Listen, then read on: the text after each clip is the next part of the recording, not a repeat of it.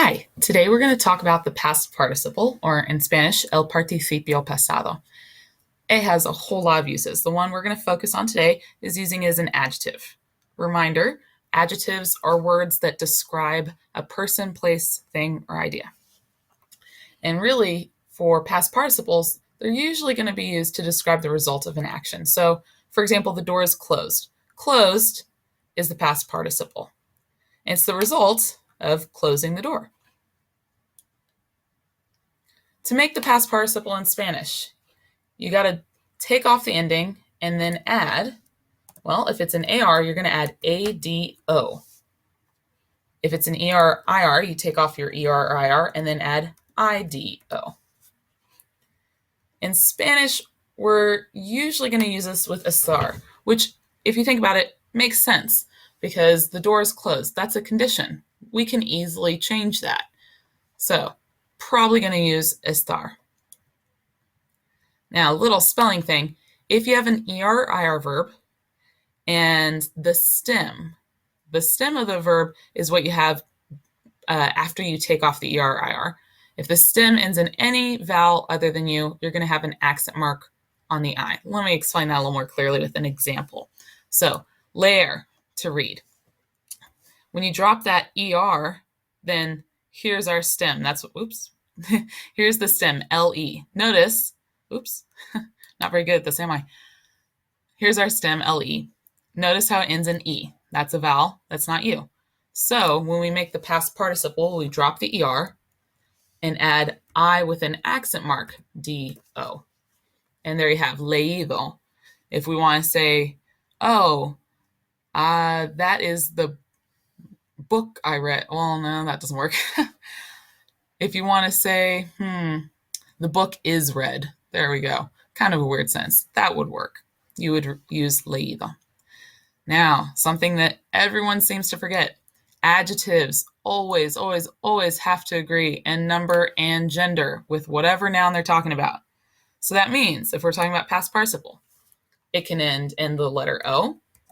It can end in OS. If it's masculine and plural, it can end in A.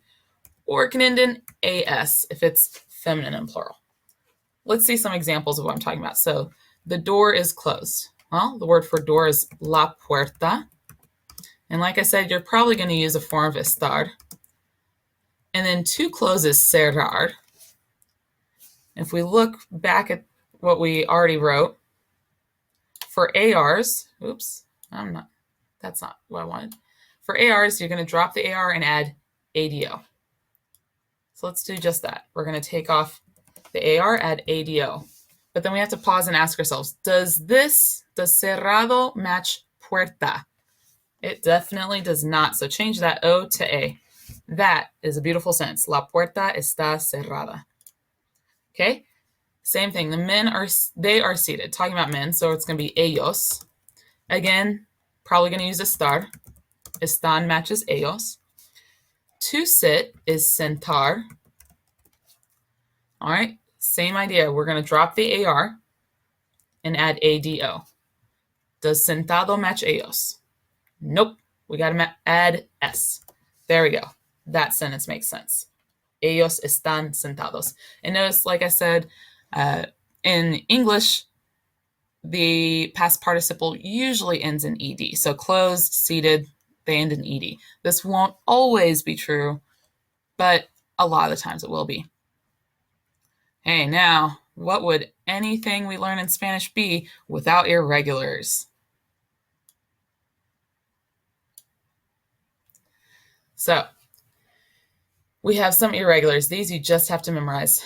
Abrir, to open. So if you don't know these verbs, you might want to write them down. Abrir means to open. It's going to be abierto. And keep in mind, I'm just going to write one form. Do know it could be abierto, abierta, abiertos, or abiertas. Okay, cubrir means to cover. Could be, and it's going to be cubierto. Okay, decir, to say. It's going to be dicho. Escribir is to write. It's escrito. Hacer, to do or make, is going to be hecho. Morir is to die, and it will be muerto. That's why the Day of the Dead is called Dia de los Muertos. Poner, to put, is puesto. Romper is to break. We're going to use roto. Ver, to see or watch, is visto. And volver is to return, and that's vuelto. So notice, these are what you use instead of an ado or ido ending. Okay, let's look at some examples.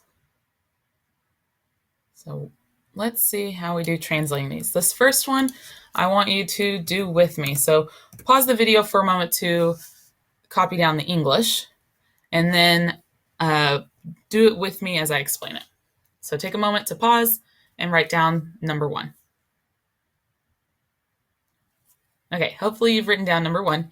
So let's do this step by step. They live in a house.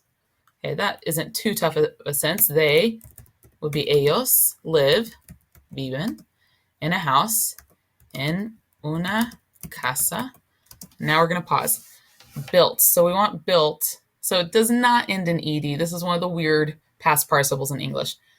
The Spanish word is construir. So I'm going to go ahead and write construir, but we want the past participle. So we always are going to take off that ending, ir, and pause. Okay, do we need any accent marks? Because we do have an ir verb that ends, the stem ends in a vowel. But if you look back, we said any vowel but you. So no accent mark needed. So we took off our ir, and now ask yourself, what do we add to the end? Our choices are ADO or IDO. I'm going to go with IDO. And then ask yourself, okay, does construido match casa? It sure does not. Okay, let's change that construido to construida. And then in 1950, in 1950. There you go. Okay. Why don't you write down the English for number 2 and 3? Take a moment, try to translate them. I'll even give you a hint. The word for contaminate, to contaminate in Spanish is contaminar. And the word for to paint is pintar. So take a moment, write down the English, and then try to translate it, and then unpause the video and see how you did. Okay, hopefully you've tried these on your own. Let's see how you did. The word for lake is lago. And we're going to use estar for is, a form of estar, because being contaminated is a condition. It's something that can change. So I'm going to say está. And like I wrote right here, the word to contaminate is contaminar. So contaminar. All right, we want changes to the past participle. So we're going to take off the AR, add ADO, since it's an AR verb, and ask yourself, does contaminado match el lago? Yeah, it does. So we're done. Okay, number 3, the walls, and I said that's las paredes, are painted. Again, being painted is a condition, so we're going to use estar. When in doubt, when you're using a past participle, use estar. Okay, the verb to paint is pintar. So pintar. We're going to take off the AR, add ADO, and then ask ourselves, okay, we're talking about las paredes, that's what's painted. So does pintado match paredes? No, it does not. So we want to change it to AS, since it's las paredes, it's feminine and plural. Okay, try the last 2. Again, pause the video, copy down the English for both, and then try to translate into Spanish. If you don't know the word for open, look earlier in your notes, and I bet you can find it. Okay, hopefully you've tried these out. So cups are vasos. Since it ends in OS, I bet you it's los vasos. Again, we're going to use a form of estar. And then we have romper. And now originally I would think rompido, but that's not right. If we look back, romper is one of our irregulars. So we should use roto. Again, ask yourself, does roto match los vasos? It doesn't. We need to add an S.